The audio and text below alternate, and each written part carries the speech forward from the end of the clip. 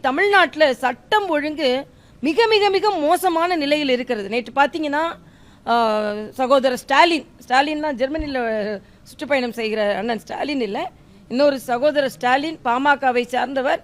அவர் தனது ஊராட்சி மன்ற அலுவலகத்திற்கு உள்ளேயே தாக்கப்பட்டிருக்கிறார், குண்டு வெடிக்கப்பட்டிருக்கிறது, மற்றவர்கள் அறிவாளால் வெட்டப்பட்டிருக்கிறார்கள்.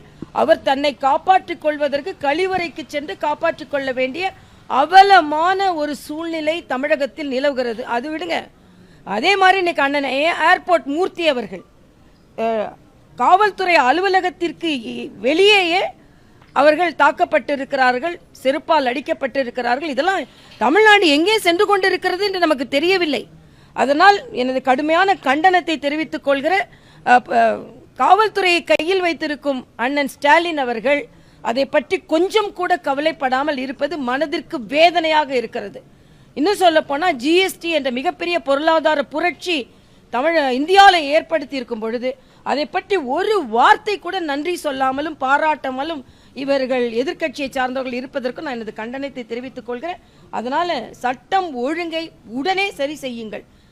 சாமானிய மக்கள் தாக்கப்பட்டது போய், பெண்கள் தாக்கப்பட்டது போய், மாணவர்கள் தாக்கப்பட்டது போய், போலீஸ்காரர்கள் போலீஸ் அலுவலகத்திற்குள்ளே தாக்கப்பட்டது போய், கைதிகள் விசாரணையின் போது தாக்கப்பட்டது போய், இந்த அரசியல் கட்சி தலைவர்களுக்கு ஒரு பாதுகாப்பா இல்லாத சூழ்நிலை வந்திருக்கிறது.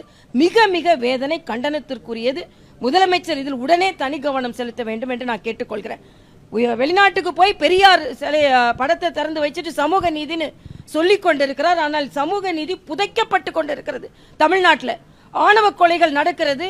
இன்னைக்கு ஒரு பட்டியலின சகோதரர் காலில் விழ வைக்கிறார்கள். இதில் என்ன சமூக நீதியை போய் பேசிக் கொண்டிருக்கிறார்கள்? பெரியார் பாதையில் நடை போடுகிறோம் என்று சொன்னால் அப்ப பெரியார் பாதை இதுதானா?